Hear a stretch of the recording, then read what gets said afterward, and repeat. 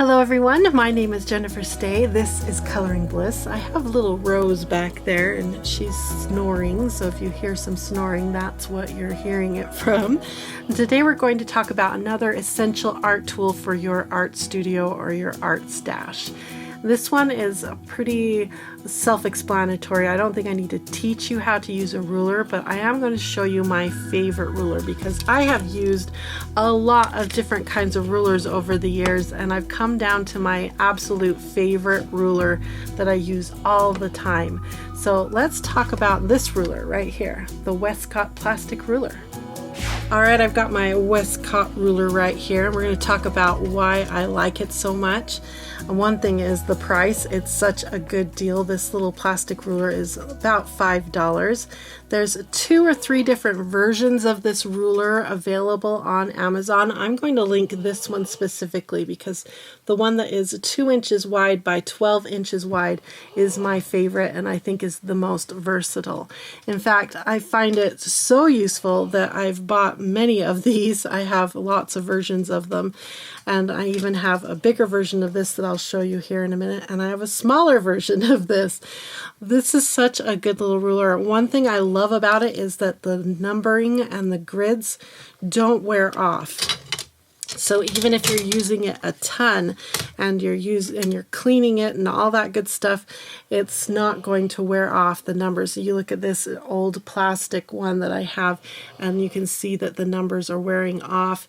Even on this one here that is raised numbers, but the numbers were painted in white, it's wearing off as well. So to get a really specific measurement on a piece of paper, these ones don't work well anymore for me. I also have an architecture type of ruler. This one is awesome, but again, I don't find myself reaching for it very often. It's just not as quick and easy to use as this Westcott one. I also have metal rulers, but I typically use these rulers more for when I'm cutting paper, like with my utility knife and I'm cutting up a piece of paper. These 2 rulers come out for that purpose.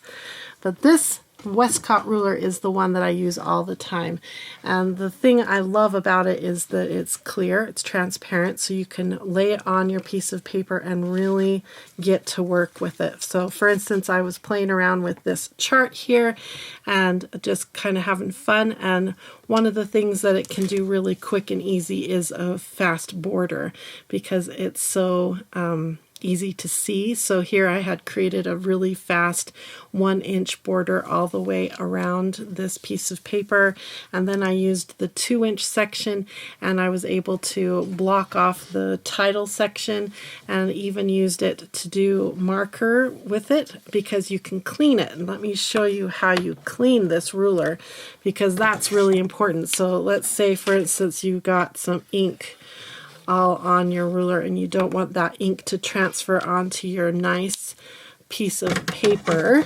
So what I use to clean it is some hand sanitizer and a paper towel. You can also use a baby wipe, that works really good, but to use a little bit of rubbing alcohol is sort of the secret weapon for cleaning.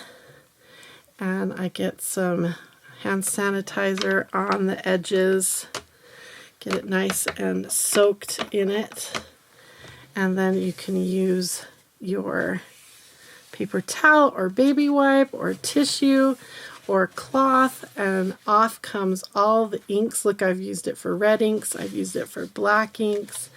All of that comes right off, and because of the way the ruler is made, the numbers don't come off. The numbers themselves are laminated inside this plastic, so it's not on the surface, it's not on the back, it's laminated in there so that the numbers won't wear off. In fact, this ruler right here is a really old one that I've had for ages, and you can see that the numbers are still really legible and easy to use. And what I did with this one was I took a full-size ruler and I cut it in half so it was 2 by 6 instead of 2 by 12. And the reason I did that is because I have these little art bags where I put together supplies for one general kind of art. So this one is for illustrating and for making mandalas and other geometric things. So I have a lot of marking pens and erasers and pencils and pencil sharpeners. And then on this side I have a compass inside of here so that I can draw circles. And then I keep my half Westcott ruler in here as well so that I can reach for it and do some quick lines. I can't draw super long lines, but it helps a lot in little illustrations in my sketchbooks. It's a perfect shape and size for my little cases, so I highly recommend that. Especially at just about $5 per ruler, you can afford to buy 2 of them and keep one at the full 12-inch length and then cut one in half and have it in your little cases. It works so great for that. Now, if we look at the numbers on this ruler, of course, it's in inches, not centimeters. And the way it works is that we've got a 1 through 11, and then the very edge is your 12-inch. And it's numbered on the top and on the bottom. Let me zoom down so you can see. And then right in the center of the ruler, we have another numbering system, and it starts with 0 in the center and then goes out from there. So 1, 2, 3, 4, 5, 6, 1, 2, 3, 4, 5, 6, that direction. So the reason they have that is to help you find the center of things. So for instance, maybe I want to cut this column here in half with a line so that I can use it in multiple ways.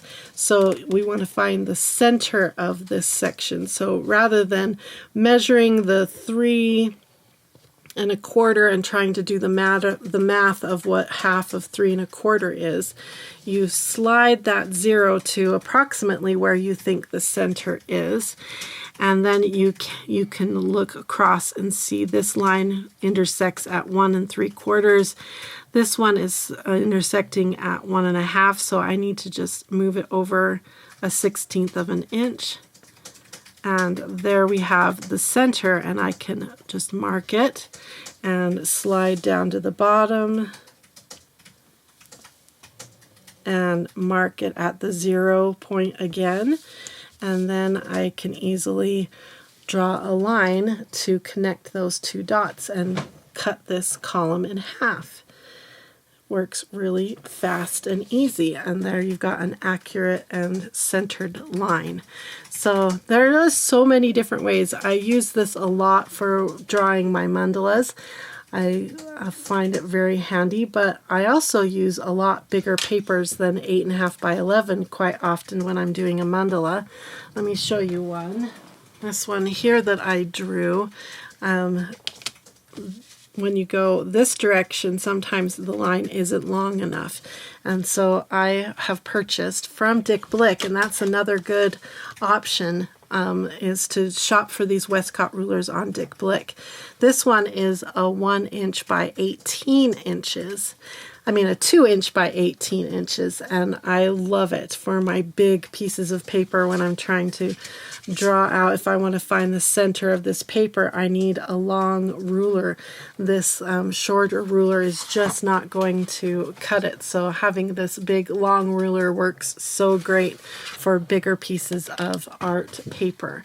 So I highly recommend you check out Blick, because they also have this type of ruler here, which is a 1 inch wide ruler, and then it is 12 inches long, and they have it with inches marked here and centimeters marked here. So no matter which kind of measurement system you use, this little ruler will cover you. So check out dickblick.com. I'll put a link to the Amazon link where you can get the 12-inch ruler for about $5. Such a good deal. And I'll also put a link to Blick where you can get this giant ruler, or the ones with the centimeters in them. They have a lot of Westcott rulers that you can pick from on dickblick.com. All right, we have come to the end of our discussion about rulers and why I think the Westcott rulers are the most multi-purpose, awesome ruler that you can have for your art studio. Like I said, my Westcott rulers get borrowed a lot from my art studio because they are just so handy and they work so well. So make sure you buy a couple of them. That would be my recommendation. You're going to want a couple so that you can cut them down, or so that you can lend one, or so you can have one in a bag and one in your drawer. You're going to want several of these Westcott rulers.